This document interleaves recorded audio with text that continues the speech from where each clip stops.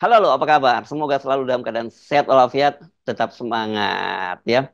Dan kita ngobrol lagi bersama dengan Bung Rocky. Bung Rocky, kita sekarang jadi paham ya, kenapa kemudian Pak Prabowo juga kemarin menyatakan bahwa untuk apa bangun infrastruktur, bangun jalan, bangun waduk, bangun kereta api cepat, tapi kemudian pertahanan keamanan kita atau negara kita tidak utuh, keamanannya terancam gitu.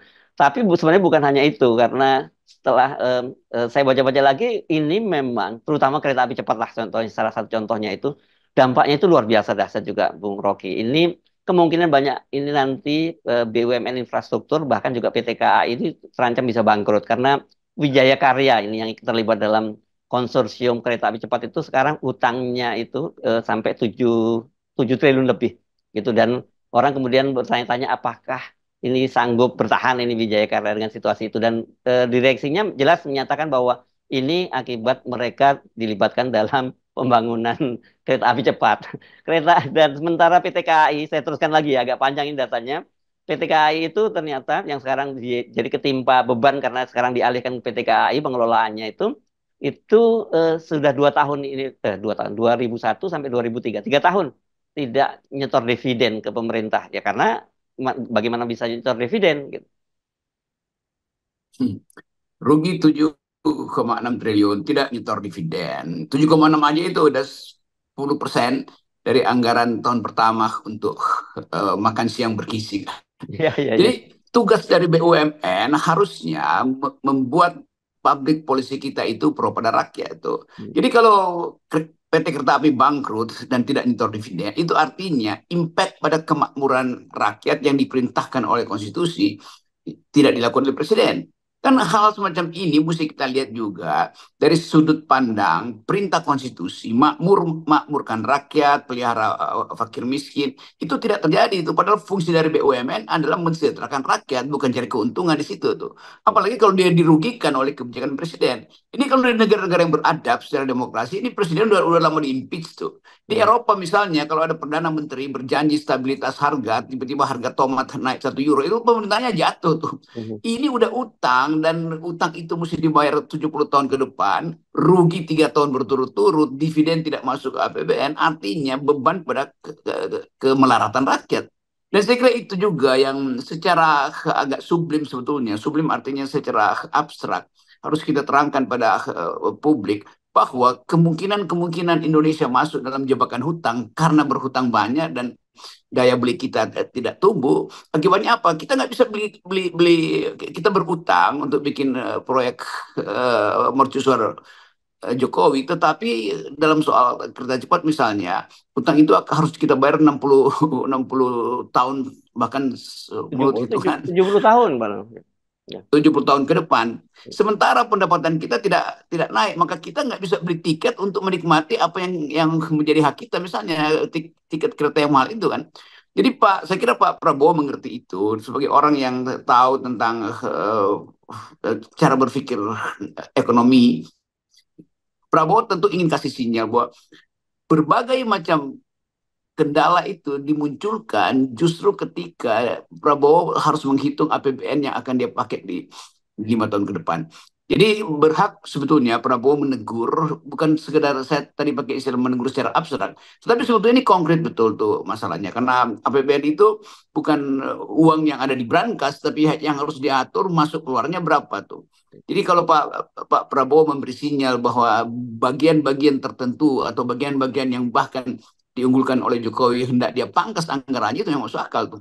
Bukan karena Prabowo nggak ingin meneruskan legacy Jokowi, tapi memang legacy Jokowi itu nggak masuk akal secara ekonomi. Itu aja intinya itu. Jadi inefisiensi terjadi karena digembar-gemborkan bahwa Indonesia harus memamerkan infrastruktur. Dan Prabowo benar, ngapain pamerin infrastruktur kalau rakyatnya miskin? Ngapain pamerin infrastruktur kalau setiap saat kita diancam secara politik atau secara militer, bahkan karena ketegangan global. Itu saya kira dasar berpikir dari Pak Prabowo, sehingga beliau mempersiapkan bahkan slide-slide yang betul-betul dramatis untuk menunjukkan bahwa Indonesia bisa bangkrut kalau terus-menerus tidak menghitung potensi global security. Jadi kira-kira itu yang membuat orang akhirnya merasa bahwa Prabowo sedang memberi sinyal bahwa tidak semua yang diinginkan Jokowi harus dia penuhi. Nah, itu sinyal yang baik tuh karena tetap kita mesti berhemat tuh dan Pak Jokowi adalah orang yang memboroskan anggaran.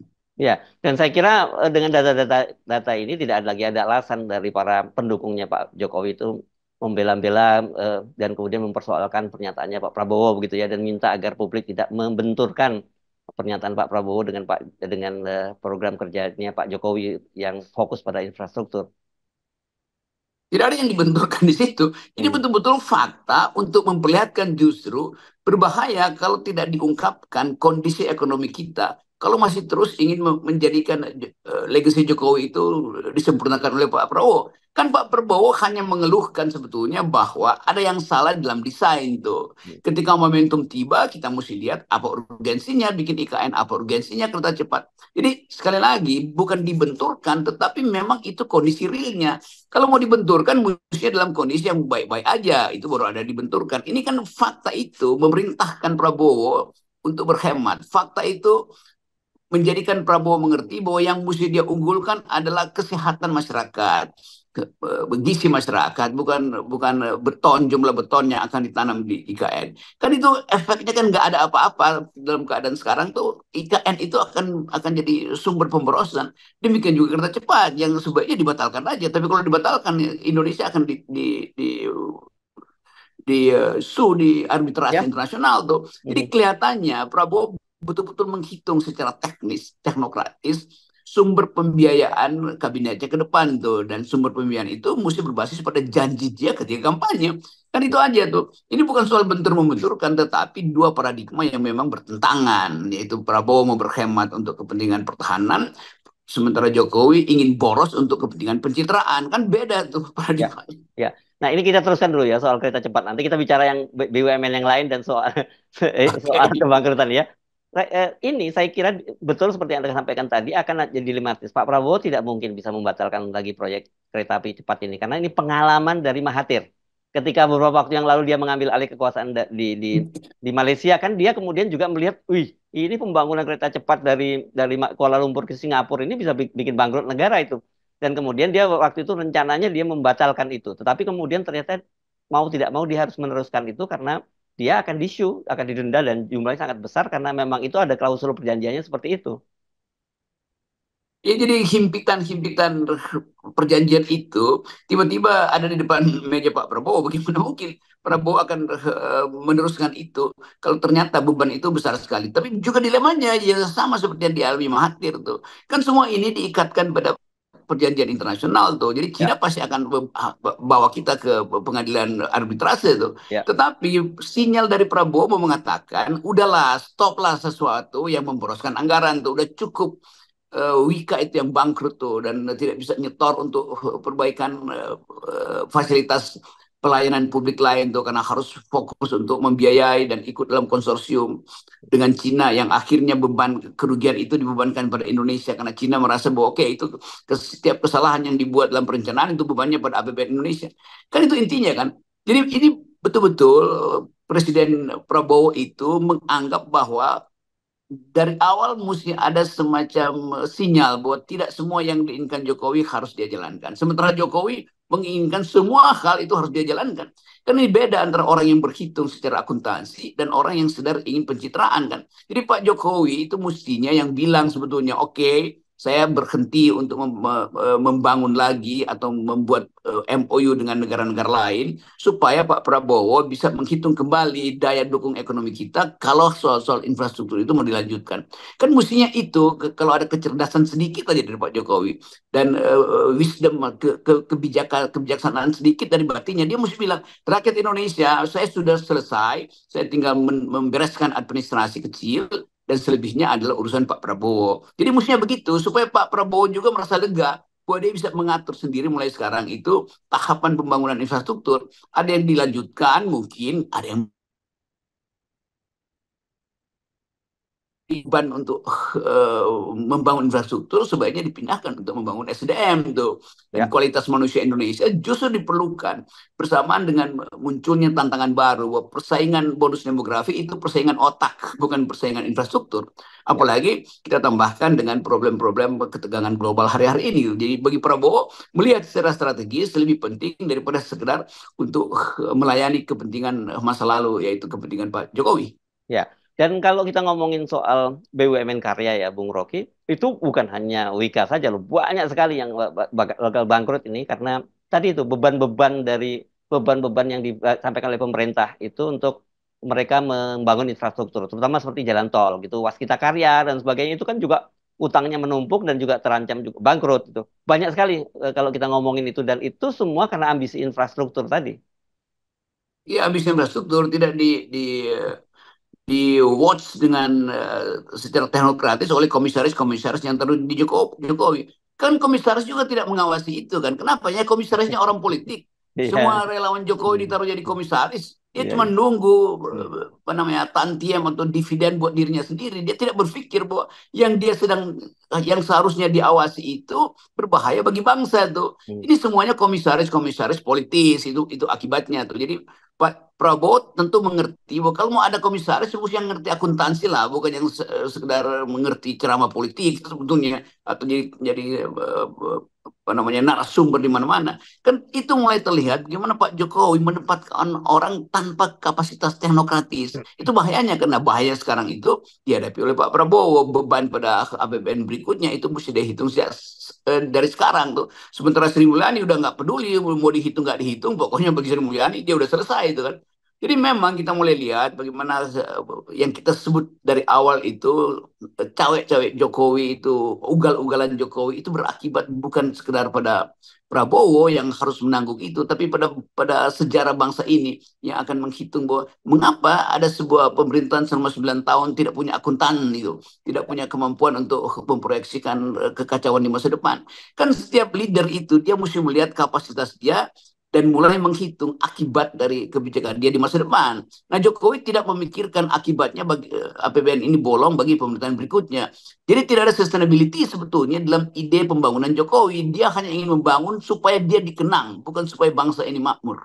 Yes. Nah, kalau ini BUMN karya ini banyak sekali yang bangkrut karena tadi penugasan-penugasan dari pemerintah, tapi juga tentu saja ada fraud, ada apa, ada mismanagement dan sebagainya. Nah, yang cukup mengejutkan beberapa waktu yang lalu saya menyimak rapat kerja di DPR dengan BUMN farmasi, Bung Rocky.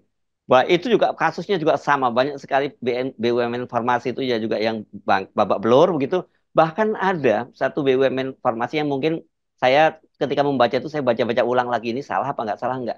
Ternyata mereka itu utang pinjol dan yang digunakan untuk utang pinjol itulah nama karyawan-karyawan dari BUMN farmasi itu. Bayangkan sebegitu parahnya negara kita ini. Jadi kita lihat satu sistem pemerintahan yang segera didasarkan pada niat sesaat. Jadi buat apa ada sidang kabinet kalau menteri-menteri di situ cuma manggut-manggut tuh. Karena seolah-olah apa yang diinginkan presiden itu harus mereka wujudkan. Kan fungsi dari menteri ada memberi semacam warning teknokratis atau warning akuntansi bahwa ini bahaya kalau terus-menerus cara berpikir presiden tidak mengerti atau presiden tidak mengerti bahwa APBN itu bukan pohon daun uang. APBN adalah hubungan antara pemasukan dan pengeluaran dan Hmm. itu artinya ada prioritas. Jadi juga kesalahan dari seluruh kabinet sebetulnya bersalah tuh dan kesalahan itu mesti mereka pertanggungjawabkan. Walaupun sistem presidensial ada pertanggungjawaban presiden seorang diri, tetapi kita tahu nih menteri-menteri ini diangkat atas dasar kepentingan publik. Jadi mereka bertanggung jawab kalau mereka gagal. Nah, satu-satu menteri yang seharusnya mundurkan diri udah telat itu karena jumlah kerusakan yang mereka lakukan itu selama pemerintahan Pak Jokowi tidak lagi bisa dimaafkan sebagai kesalahan teknis. Ini udah kesalahan ideologis maksudnya. Jadi secara ideologis mereka mengerti bahwa Indonesia ini dirancang untuk menjadi negara kesejahteraan, bukan negara yang mengakumulasi kekayaan untuk sebagian besar, untuk sebagian kecil orang. Jadi kalau kita lihat dari sudut pandang konstitusi, itu kabinet Jokowi itu betul-betul tidak berbasis pada Pancasila, tidak berbasis pada perintah undang-undang dasar tentang kesosialan manusia. Itu Itu dasarnya di situ. Nah, Prabowo ada di dalam kesulitan sekarang karena dia mau balik pada ide konstitusi kan. Kan Prabowo mengerti bahwa kesejahteraan itu harus mendahului bahkan persatuan Indonesia. Buat apa ada persatuan kalau Ya, tidak ada kesejahteraan? ya, ya. Prabowo mengerti bahwa kemanusiaan yang adil dan beradab itu harus dibuktikan melalui proyek-proyek dia yang masuk sampai ke tingkat paling bawah itu. Bukan sekedar BLT yang dibagi-bagi untuk kepentingan politik. Jadi kelihatannya anggaran ini yang akan jadi persoalan persaingan sebetulnya persaingan paradigma antara paradigma Jokowi yang sekali lagi hanya ingin pencitraan buat dirinya dan paradigma Prabowo yang mulai menghitung posisi Indonesia di dalam pergulatan ekonomi global sampai tahun 2020 2045. Kan Prabowo berpikir begitu sementara Jokowi hanya berpikir sampai cucunya terakhirnya itu dapat jabatan. Saya kira ini mulai begitu mulai masuk lebih dalam, tapi saya kira sudah tahu juga tim tim transisinya Pak Prabowo. Tapi begitu lebih dalam, di mendalam itu bakal banyak sekali problem-problem yang disadari muncul. Ini ini benar-benar nyesel gua ngomong bahwa gua adalah rezim penerusnya Jokowi gitu. Ya, pasti ada semacam mannerism pada Pak Prabowo untuk tidak secara terang-terangan misalnya Ya, mengatakan bahwa saya diwarisi oleh ya, hal-hal yang buruk. Tetapi data ekonomi, ya, akuntansi publik mengatakan begitu. yes. Juga demikian investor asing juga melihat bahwa Prabowo itu dibebani oleh debt, oleh odious debt, oleh hutang-hutang ya apa namanya odious debt itu hutang-hutang yang ya Menjebak. hutang-hutang yang apa istilahnya Ya, deep trap, ya deep, hutang-hutang buruk itu ya. istilahnya tahu hutang-hutang yang sebetulnya tidak ada gunanya. Hmm. Jadi tetap publik internasional melihat curang bagi Pak Jokowi membebankan sesuatu yang terlalu berat bagi Pak Prabowo. Tapi Pak Prabowo sebagai seorang patriot menganggap ya udah itu kita mikul dur mendem jero aja tuh. Tetapi Hmm. sekali lagi ini soal bukan mikul dur mendem jero, ini soal kebijakan negara yang Ya, mengakibatkan punya akibat ekonomi dan kesenjangan sosial kan. Jadi ya, tetap Pak Jokowi dia akan dipanggil dalam sidang rakyat nanti. Kalau ya, kalau akibat-akibat ini tidak bisa dia benahi sejak hari ini kan. Kan ya, tetap selama 4 bulan ke depan itu tetap Pak Jokowi masih bertanggung jawab tuh dan ternyata dia masih cawe-cawe terus tuh untuk ya. pencitraan. Jadi nggak sadar-sadar Pak Jokowi bahwa dia itu tidak lagi punya legitimasi itu. Satu-satunya legitimasi Pak Jokowi adalah elek likability dia yang masih tinggi, tapi bukan oleh negara yang memberi penghargaan itu oleh lembaga survei. Jadi Jokowi selalu melihat bahwa lembaga survei masih anggap gue ini pemimpin. Ya lembaga survei itu disogok dengan dua tiga lembar dolar Singapura itu udah selesai masalahnya. Ya, ya. Oke, saya kira ini saya kira masih akan kita menunggu statement-statement baru dari Pak Prabowo yang ini saya kira tidak bisa terhindarkan begitu melihat realitanya ya memang seperti itulah kondisi yang diwariskan oleh Pak Jokowi karena ambisinya yang sangat luar biasa terhadap infrastruktur. Yes. Oke, thank you, Bung Rocky ya. Nol ya. Oke.